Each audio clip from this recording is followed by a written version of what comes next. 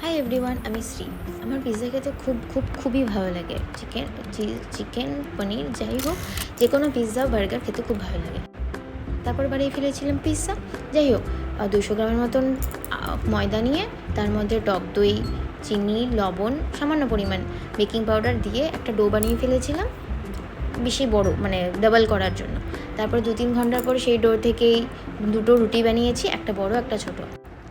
তারপর একটা পিৎজা প্লেটে বাটার গ্রিস করে প্রথমে বড় রুটিটা রেখে তারপরে চিজ স্প্রেড ইউজ করেছি, চারপাশে ছড়িয়ে দিয়েছি। তারপরে ওর উপরে ছোটো রুটিটা রেখে তারপরে পিৎজা সস, পেঁয়াজ অ্যাজ এ টপিংস, পেঁয়াজ, অনিয়ন, চিকেন এবং মোজারেলা চিজ দিয়ে ভর্তি করে দিয়ে ওপর দিয়ে সিজনিং অ্যাড করে 200 ডিগ্রি সেন্টিগ্রেডে মাইক্রোওভেনে রেখে 15 থেকে 20 মিনিট তৈরি তোমার চিকেন লাজওয়া পিৎজা।